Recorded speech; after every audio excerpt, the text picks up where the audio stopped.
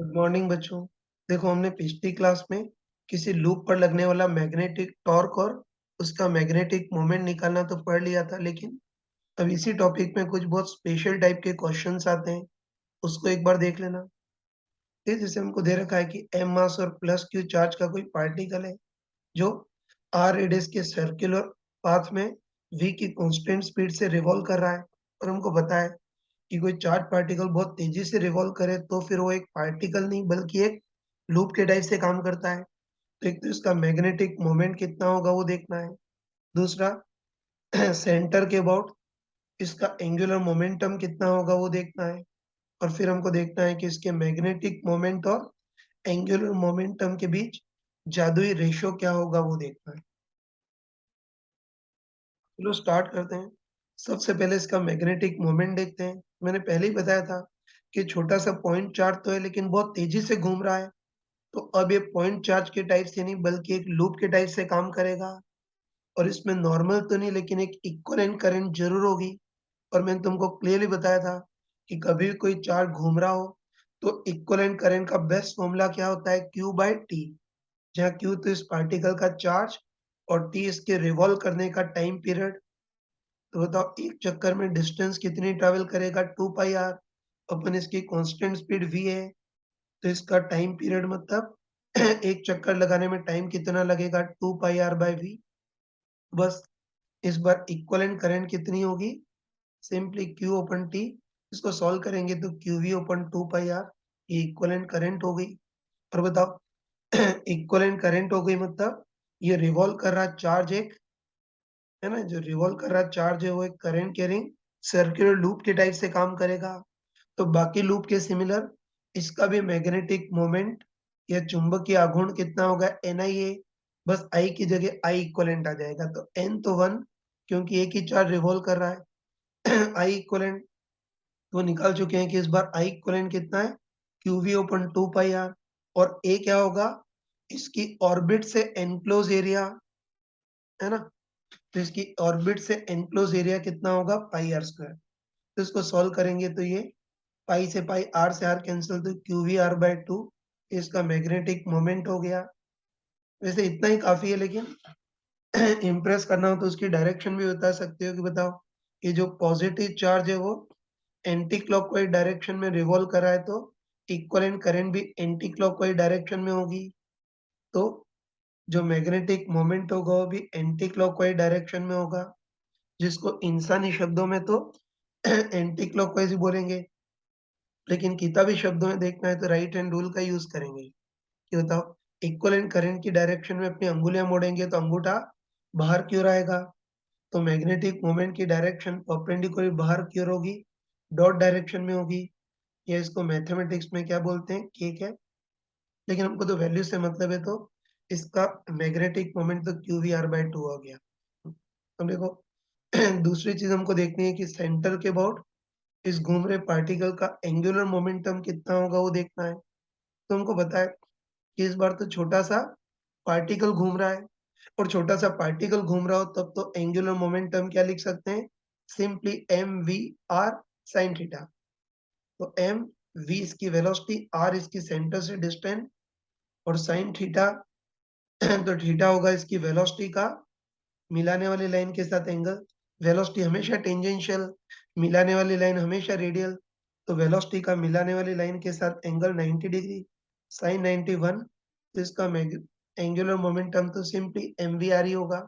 यही बेस्ट है, लेकिन कोई डेढ़ बुद्धि हो तो ये भी लिख सकता है कि सेंटर के अबाउट इसका एंगुलर मोमेंटम आई ओमेगा भी यूज कर सकता है, जहाँ आई सेंटर के अबाउट इसका मोमेंट ऑफ इनर्शिया, छोटा सा पार्टिकल है इससे mr², और ओमेगा कितना होगा, v/r, उससे भी mvr। लेकिन यहाँ आई ओमेगा को कष्ट देने की जरूरत नहीं है, डायरेक्ट बोल सकते हैं कि पार्ट बहुत छोटा सा पार्टिकल रिवॉल्व कर रहा है तो इसका एंगुलर मोमेंटम सिंपली mvr। बस मैग्नेटिक मोमेंट भी आ गया, एंगुलर मोमेंटम भी आ गया। तो हमको मैग्नेटिक मोमेंट और एंगुलर मोमेंटम का जादुई रेशो देखना है। तो मैग्नेटिक मोमेंटम तो क्या बोल गया, सॉरी, मैग्नेटिक मोमेंट तो QVr/2 अपन एंगुलर मोमेंटम mvr, डिवाइड करेंगे तो vr कैंसिल, तो मैग्नेटिक मोमेंट और एंगुलर मोमेंटम का जादुई रेशो Q/2m आ गया। और आगे तुम देखोगे ना, आगे तुम देखोगे केवल पॉइंट चार्ज ही नहीं, कभी भी कोई यूनिफॉर्मली चार्ज ऑब्जेक्ट हो, चाहे रिंग, डिस्क, स्फीयर कोई भी रिवॉल्व करा हो, हर किसी के मैग्नेटिक मोमेंट और एंगुलर मोमेंटम का जादुई रेशो हमेशा Q/2m ही आएगा।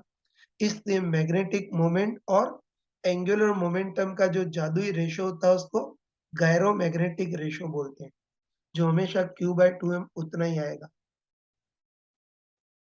तो बच्चों इसी का एक और क्वेश्चन लेते हैं। तो देखो, इस बार हमको दे रखा है कि कोई यूनिफॉर्मली चार्ज रिंग है जिसका मास m, charge plus q, radius r, और यूनिफॉर्मली चार्ज है, मतलब जो भी चार्ज है इसकी पूरी पेरिफेरी पर बिल्कुल यूनिफॉर्मली डिस्ट्रीब्यूटेड है। तो हम क्या करेंगे, इस रिंग को इस सेंट्रल एक्सिस के अबाउट ओमेगा एंगुलर वेलोसिटी से बहुत तेजी से घुमाते हैं। तो यहाँ भी पूछा है कि इस घूमती रिंग का मैग्नेटिक मोमेंट कितना होगा, सेंट्रल एक्सिस के अबाउट एंगुलर मोमेंटम कितना होगा, और फिर वही मैग्नेटिक मोमेंट और एंगुलर मोमेंटम का जादुई रेशो क्या होगा वो देख स्टार्ट करते हैं ना।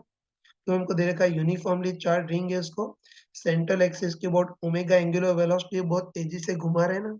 तो हमको होता है कि चार्ज रिंग को उनको होता है कि चार्ज रिंग को बहुत तेजी से घुमाएंगे तो चार्ज भी घूमेगा, मतलब एक टाइप से चार्ज मूव करेगा, चार्ज फ्लो होगा। तो इस बार भी कोई नॉर्मल करंट तो नहीं, लेकिन एक इक्विवेलेंट करंट जरूर होगी। और मैंने अभी तुमको है ना पहले ही तुमको बताया था कि कभी भी किसी ऑब्जेक्ट को घुमा रहे हो या किसी रिंग को घुमा रहे हो तो इक्विवेलेंट करंट का बेस्ट फॉर्मूला क्या होता है, Q/T। तो Q तो इस रिंग का चार्ज और T इसके रिवॉल्व करने का टाइम पीरियड। तो उसको ओमेगा की फॉर्म में क्या लिख सकते हैं, 2 पाई/ओमेगा। तो सॉल्व करेंगे तो Q/2 पाई। ये इक्विवेलेंट करंट आ गई। तो बस इक्विवेलेंट करंट आ गई में तो बोल सकते हैं कि घूमती हुई रिंग एक करंट कैरिंग सर्कुलर लूप के टाइप से काम करेगी। तो इसका मैग्नेटिक मोमेंट कितना होगा, सिंपली Ni है, बस I की जगह I इक्विवेलेंट, तो N तो 1 क्योंकि एक ही वाइंडिंग है। I इक्विवेलेंट तो I equivalent Q/2 pi into A क्या होगा, इस लूप के अंदर का एनक्लोज एरिया होता, लूप के अंदर का एनक्लोज एरिया कितना होगा, πr², पाई से पाई कैंसल। तो इसका मैग्नेटिक मोमेंट कितना आ गया, Q⍵r²/2। ये मैग्नेटिक मोमेंट आ गया। डायरेक्शन खुद ही देख सकते हैं एंटी क्लॉकवाइज, लेकिन हमको वैल्यू से मतलब है। अब इसका एंगुलर मोमेंटम देखना है हमको, है ना, वही सेंट्रल एक्सिस मतलब इसके खुद के एक्सिस के अबाउट एंगुलर मोमेंटम। तो हमको पता है कि पहले तो छोटा सा पार्टिकल था, लेकिन इस बार बड़ी सी रिंग घूम रही है। और ये रिजिड बॉडी में पढ़ा होगा कि कभी भी कोई बड़ा ऑब्जेक्ट घूम रहा हो तो उसका एंगुलर मोमेंटम mvr की जगह I इंटू ओमेगा यूज करेंगे। तो I तो रिंग का इस सेंट्रल एक्सिस के about moment of inertia mr² into omega. तो angular momentum mr² into omega, इसकी भी डायरेक्शन एंटी क्लॉकवाइज ही होगी, वो समझ सकते हो बस। अब मैग्नेटिक मोमेंट और एंगुलर मोमेंटम का रेशियो देखना है। तो मैग्नेटिक मोमेंट तो Q⍵r²/2 upon angular momentum I into omega. Solve करेंगे तो आर स्क्वायर से आर स्क्वायर कैंसिल, ओमेगा से ओमेगा कैंसिल, तो Q/2m। तो इस बार भी मैग्नेटिक मोमेंट और एंगुलर मोमेंटम का जादुई रेशो पहले भी Q/2m आया था और अभी भी इनका जादुई रेशो Q/2m आ गया।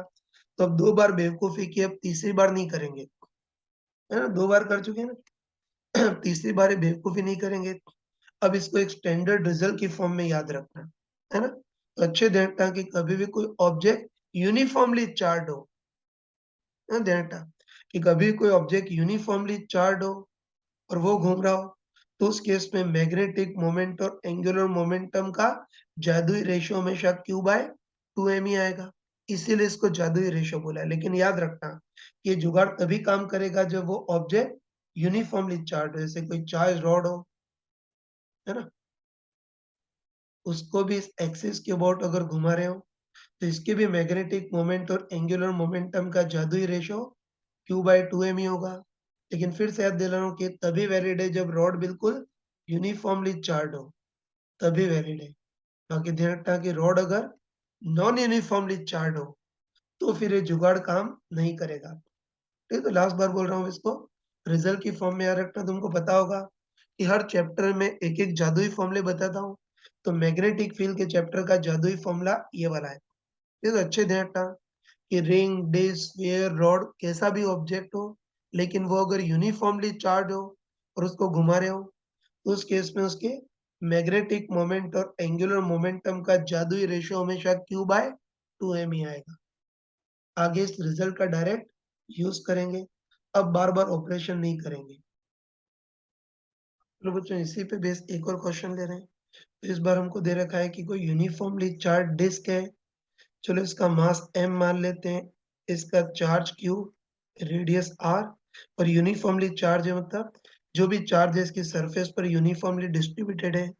अब इस रिंग को सेंट्रल एक्सिस मतलब सेंटर ऑफ मास से पास होने वाला और प्लेन के परपेंडिकुलर इस सेंट्रल एक्सिस के अबाउट ओमेगा एंगुलर वेलोसिटी से बहुत तेजी से घुमा रहे हैं। बस हमको पूछा है ना, कोई लड्डू टाइप से परोस करके नहीं, डायरेक्ट पूछा है कि इस घूमती हुई डिस्क का मैग्नेटिक मोमेंट कितना होगा, हिंदी में चुंबकीय आघूर्ण कितना होगा, वो देखना है। तो इजीली कर सकते हैं ना। तो एक मूर्ख होगा तो वो तो इंटीग्रेशन से करेगा कि जो भी डिस्क है इसको पतली-पतली रिंग में बाँटेगा।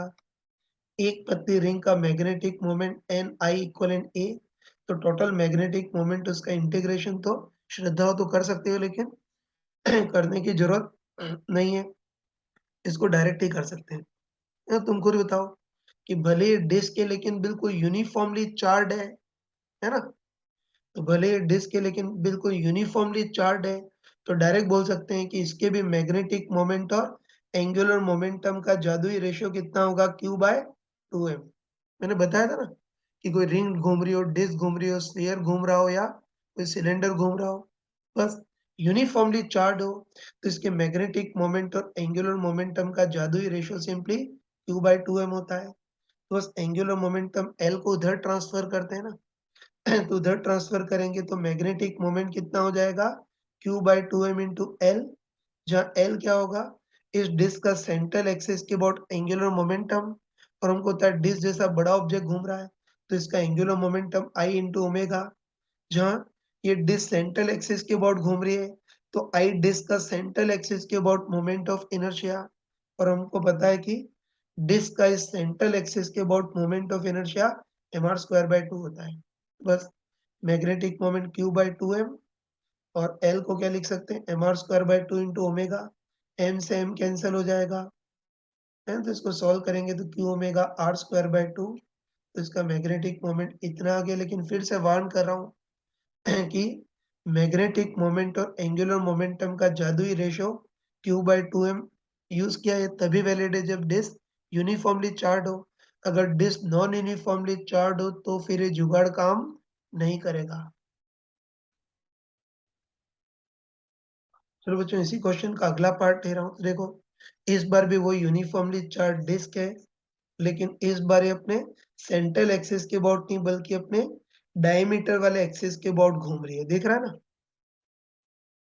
सेम वही केस है, लेकिन इस बार डिस्क सेंट्रल एक्सिस के अबाउट नहीं अपने डायमेट्रिकल एक्सिस के अबाउट घूम रही है, मतलब हिंदी में अपने व्यास वाले अक्ष पे घूम रही है। तो इसका मैग्नेटिक मोमेंट कितना होगा वो देखना है। इजीली कर सकते हैं। तो हमको पता है कि भले ही डायमीटर वाला एक्सिस के अबाउट घूम रही हो लेकिन यूनिफॉर्मली चार्ज्ड है, तो आंखें बंद करके बोल सकते हैं कि इस बार भी इसके मैग्नेटिक मोमेंट और एंगुलर मोमेंटम के जादुई रेशियो Q/2m ही होगा। L को उधर ट्रांसफर करेंगे तो इस बार भी magnetic moment equal to Q/2m into L, जहाँ L इस डायमीटर के अबाउट मोमेंट ऑफ इनर्शिया। तो हमको पता है कि डिस्क बड़ा ऑब्जेक्ट है, इसलिए इस डायमेट्रिकल एक्सिस के अबाउट भी moment of inertia I into omega, लेकिन इस बार I इस डिस्क का डायमीटर के अबाउट मोमेंट ऑफ इनर्शिया। ये रिजिड बॉडी में पढ़ा होगा कि डिस्क का सेंट्रल एक्सिस के अबाउट तो mr²/2 होता है, लेकिन डायमीटर के अबाउट मोमेंट ऑफ इनर्शिया उसका आधा होता है, मतलब mr²/4 होता है। बस इस बार डिस्क का magnetic moment Q/2m into angular momentum mr²/4 into omega. तो ये सॉल्व करेंगे, m से m कैंसल, तो Q ओमेगा r²/8 ये आ गया, है ना? और ये समझते हो तुम कि हमने मैग्नेटिक मोमेंट निकाल लिया ना, तो हम बोल सकते हैं कि ये भी जो घूमती हुई डिस्क है वो एक करंट कैरिंग लूप के टाइप से काम करेगी, है ना? इस टाइप के लूप के टाइप से। तो ये भी घूमती हुई डिस्क है, वो भी एक करंट कैरिंग लूप के टाइप से काम करेगी जिसका मैग्नेटिक मोमेंट इतना होगा। अब कई बार पूछता है कि डिस्क को किसी एक्सटर्नल मैग्नेटिक फील्ड में रख दिया है, तो इस पर टॉर्क और पोटेंशियल एनर्जी कितनी होगी वो देखना है, तो बस बताओ ना। साक्षात डिस्क का एंगुलर मोमेंटम आ गया, सॉरी क्या बोल गया, साक्षात डिस्क का मैग्नेटिक मोमेंट आ गया। मैग्नेटिक मोमेंट आ गया तो अगर टॉर्क पूछे तो डायरेक्ट क्या लगा देंगे, सिंपली mb sin थीटा, और पोटेंशियल जी पूछे तो क्या लगा देंगे, simply minus mb cos theta. तो मैग्नेटिक मोमेंट आ गया तो उसके बाद इस पर लगने वाला टॉर्क और वो सब भी हम इजीली निकाल सकते हैं। चलो एक और क्वेश्चन ले रहे हैं। तो देखो इस बार हमको दे रखा है कि कोई यूनिफॉर्मली चार्ज सॉलिड स्फीयर है जिसका चार्ज q, मास m, रेडियस r, और सॉलिड स्फीयर है मतलब जो भी चार्ज है इसके पूरे वॉल्यूम में यूनिफॉर्मली डिस्ट्रीब्यूटेड है। अब इस सॉलिड स्फीयर को भी इस सेंट्रल एक्सिस के अबाउट ओमेगा एंगुलर वेलोसिटी घुमा रहे हैं। तो हमको होता है कि चार्ज स्फीयर को घुमाएंगे तो चार्ज भी ऐसे घूमेगा ना, सही है ना? ये पूरे पूरे चार्ज स्फीयर को घुमाएंगे तो चार्ज भी इस डायरेक्शन में घूमेगा। तो ये भी जो घूमता हुआ स्फीयर है वह करंट कैरिंग लूप के टाइप से काम करेगा। तो इसका भी मैग्नेटिक मोमेंट कितना होगा वो हमको देखना है। ठीक है, तो इजीली कर सकते हैं ना। यहाँ भी इंटीग्रेशन वो सब की जरूरत नहीं है। तुम खुद बताओ कि इस बार भी लक के लिए बिल्कुल यूनिफॉर्मली चार्ज है ना? भले सॉलिड स्फीयर है लेकिन बिल्कुल यूनिफॉर्मली चार्ज है, तो आंखें बंद करके बोल सकते हैं कि इस बार भी इसके मैग्नेटिक मोमेंट और एंगुलर मोमेंटम का जादुई रेशियो q बाय 2m ही होगा। बस L को उधर ट्रांसफर करें तो magnetic moment q by 2m into L, जहाँ L इसका इस सेंट्रल एक्सिस के अबाउट एंगुलर मोमेंटम, तो हमको पता है स्फीयर बड़ा ऑब्जेक्ट है तो इसका इस सेंट्रल एक्सिस के अबाउट एंगुलर मोमेंटम कितना होगा, सिंपली I इंटू ओमेगा, जहाँ I इस सॉलिड स्फीयर का सेंट्रल एक्सिस के about moment of inertia 2 by 5 mr square. बस magnetic moment q by 2m into L की जगह 2 by 5 mr square into omega, m से m कैंसल तो q omega r square by 5 ये आ गया। ये इसका मैग्नेटिक मोमेंट आ गया, मतलब घूमता हुआ जो स्फीयर है वो ऐसे करंट कैरिंग लूप के टाइप से काम करेगा जिसका total magnetic moment q omega r square by 5 होगा। लेकिन फिर से वार्न कर रहा हूँ कि यहाँ भी मैग्नेटिक मोमेंट और एंगुलर मोमेंटम का जादुई रेशियो q बाय 2 है। इसलिए लगा पाए क्योंकि ये बिल्कुल यूनिफॉर्मली चार्ज था। नॉन यूनिफॉर्मली चार्ज होता तब हमको इंटीग्रेशन करना ही पड़ता। एनीवे मैग्नेटिक मोमेंट इतना आ गया, और डायरेक्शन राइट हैंड रूल से देख सकते हो कि स्फीयर जिस डायरेक्शन में घूम रहा है उस डायरेक्शन में अपनी अंगुलियां मोड़ेंगे तो अंगूठा ऊपर की ओर आएगा, मतलब इसका मैग्नेटिक मोमेंट एक्सियली ऊपर की ओर होगा। तो कई बार पूछता है कि इस घूमते हुए स्फीयर पर हमने कोई ऐसा एक्सटर्नल मैग्नेटिक फील्ड लगा दिया है बी का, तो बस इस इंस्टेंट पर इस पर लगने वाला मैग्नेटिक टॉर्क कितना होगा वो पूछता है। बस आराम से बताओ कि ये घूमता हुआ स्फीयर एक करंट कैरिंग लूप के टाइप से काम करेगा ना। तो लूप को एक्सटर्नल मैग्नेटिक फील्ड में रखा है तो उस पर मैग्नेटिक टॉर्क कितना लगेगा, सिंपली mb sin थीटा, जहाँ थीटा इस एक्सटर्नल मैग्नेटिक फील्ड का मैग्नेटिक मोमेंट के साथ एंगल इस बार कितना दिख रहा है, 90 डिग्री। तो साइन 91 हो गया। और इसकी डायरेक्शन और m की वैल्यू ये रख देंगे, और इसकी डायरेक्शन भी देख सकते हैं। बताओ टॉर्क की डायरेक्शन m वेक्टर से b वेक्टर की ओर घुमाने वाली मतलब ऐसी होगी, मतलब एंटी क्लॉकवाइज होगी। तो इस टॉर्क के कारण स्फीयर, सॉरी क्लॉकवाइज होगी। इस टॉर्क के कारण स्फीयर इसे क्लॉकवाइज डायरेक्शन में घूम जाएगा। ये सारी चीजें इजीली कर सकते हो तुम।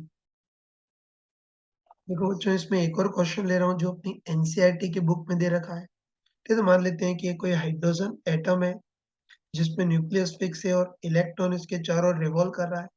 और मान लेते हैं कि इलेक्ट्रॉन पहले ऑर्बिट में रिवॉल्व कर रहा है, मतलब ग्राउंड स्टेट में रिवॉल्व कर रहा है। तो ध्यान रखना कि पहले ऑर्बिट में रिवॉल्व कर रहे इलेक्ट्रॉन का जो मैग्नेटिक मोमेंट होता है उसी को बोर्स मैग्नेटॉन बोलते हैं। तो बस हमको बोर्स मैग्नेटॉन का एक्सप्रेशन डिराइव करना है, मतलब हमको देखना है कि पहले ऑर्बिट में रिवॉल्व कर रहे इलेक्ट्रॉन का एंगुलर मोमेंटम कितना होगा वो देखना है। स्टार्ट करते हैं ना। तो ये मान लेते हैं कि हाइड्रोजन एटम है जिसपे न्यूक्लियस तो फिक्स है। ये तो हाइड्रोजन एटम है जिसपे न्यूक्लियस तो फिक्स है और इलेक्ट्रॉन इसके चारों ओर कांस्टेंट स्पीड से रिवॉल्व कर रहा है। ठीक है, पर चलो पहले जनरल केस लेते हैं। पहले मान लेते हैं कि इलेक्ट्रॉन किसी nवे ऑर्बिट में nवे एनर्जी लेवल में रिवॉल्व कर रहा है। तो इसका मैग्नेटिक मोमेंट कितना होगा वो देखना है। तो हमको पता है कि मैग्नेटिक मोमेंट और एंगुलर मोमेंटम दोनों आपस में रिलेटेड है ना। अपने अनपढ़ों के शब्दों में ऐसा याद रख सकते हो कि मैग्नेटिक मोमेंट और एंगुलर मोमेंटम भाई हैं जो कि कुंभ के मेले में बिछड़ गए थे। दोनों भाई हैं। बस मैग्नेटिक मोमेंट पूछा है, मतलब इनडायरेक्ट इस इलेक्ट्रॉन का एंगुलर मोमेंटम पूछा है। और ये तुमने केमिस्ट्री में पढ़ा होगा, है ना। वैसे फिजिक्स में ही पढ़ोगे लेकिन केमिस्ट्री में सुना होगा कि हाइड्रोजन एटम में इलेक्ट्रॉन अगर nवे ऑर्बिट में रिवॉल्व कर रहा हो तो सेंटर के अबाउट इसका एंगुलर मोमेंटम कितना होता है nh/2 पाई। इसी को बोर्स क्वांटाइजेशन बोलते हैं। तो तुम लोगों ने सुन रखा होगा कि बोर्स क्वांटाइजेशन के अकॉर्डिंग अगर हाइड्रोजन का इलेक्ट्रॉन nवे ऑर्बिट में रिवॉल्व कर रहा हो तो सेंटर के अबाउट इसका एंगुलर मोमेंटम nh/2 पाई होता है।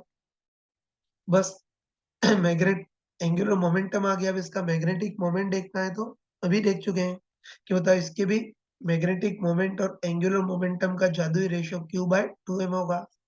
एल को उधर ट्रांसफर करते हैं तो magnetic moment Q/2m into L, जहाँ एल क्या होगा इस इलेक्ट्रॉन का एंगुलर मोमेंटम और बोर्स क्वांटाइजेशन के अकॉर्डिंग एंगुलर मोमेंटम तो सिंपली nh/2 पाई। उसके बाद क्यू इलेक्ट्रॉन का चार्ज जो कि ई होता है और एम इलेक्ट्रॉन का मास जिसको एम ही बोल सकते हैं। इसको सॉल्व कर लोगे ना। सॉल्व करोगे तो nवे ऑर्बिट में रिवॉल्व करे इलेक्ट्रॉन का magnetic moment n into E H open 4 पाई एम ही ये आएगा। तो ये तो nवे ऑर्बिट में रिवॉल्व कर रहे इलेक्ट्रॉन का एंगुलर मोमेंटम आ गया। लेकिन अब हमको देखना है कि ग्राउंड स्टेट मतलब n इक्वल टू 1 में रिवॉल्व करे इलेक्ट्रॉन का मैग्नेटिक मोमेंट देखना है। तो उसके लिए बताओ n की जगह 1 रख देंगे। बस n की जगह 1 रख देंगे तो पहले ऑर्बिट में रिवॉल्व करे इलेक्ट्रॉन का मैग्नेटिक मोमेंट EH/4 पाई m ही आएगा। और है ना, मैंने अभी बताया था कि पहले ऑर्बिट में रिवॉल्व कर रहे इलेक्ट्रॉन का जो मैग्नेटिक मोमेंट होता है उसी को बोर्स मैग्नेट्रॉन बोलते हैं। तो बोर्स मैग्नेट्रॉन का एक्सप्रेशन ये आ गया।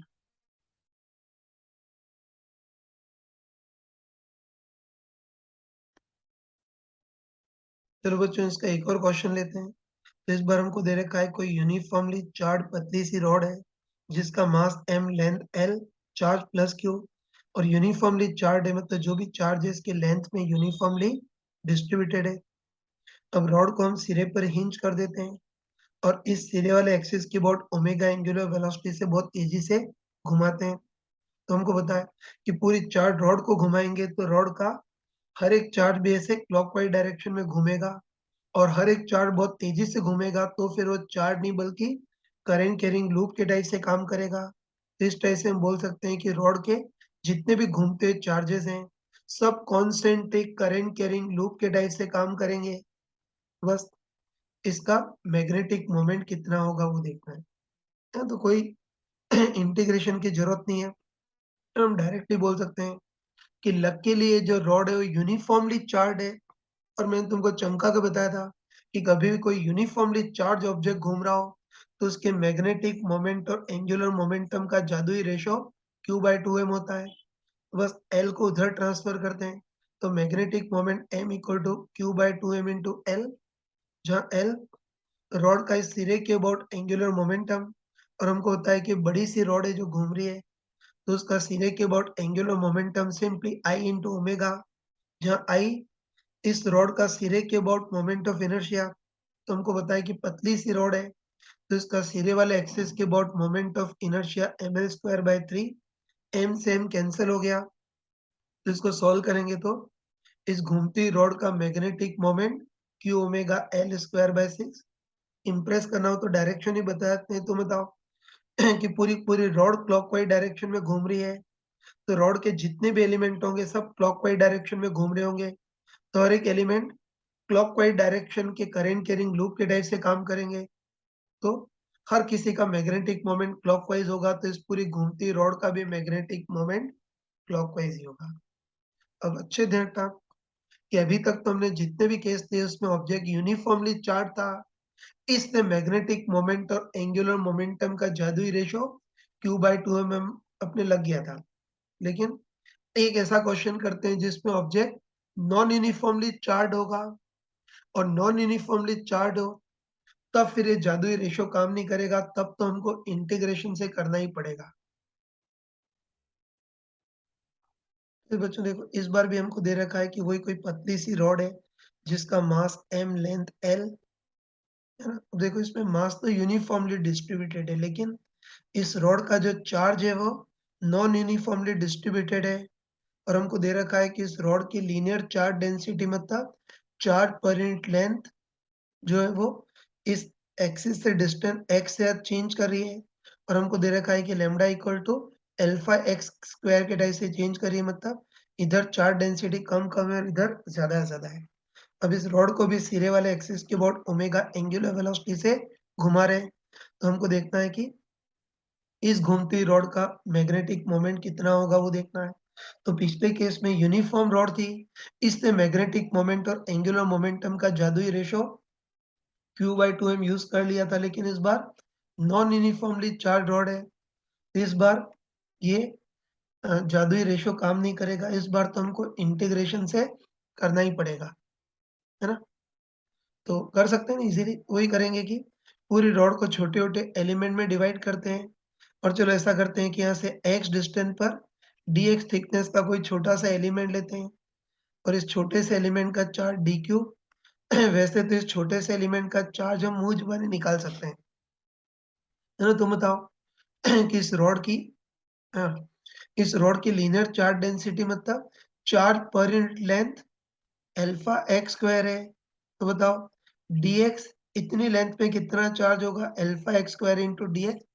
तो यहाँ यूनिटी मेथड लगाने की जरूरत नहीं, डायरेक्ट निकाल सकते हैं कि लीनियर चार्ज डेंसिटी मतलब charge per unit length alpha x square है, तो dx लेंथ पे कितना चार्ज होगा, alpha x square into dx, है ना?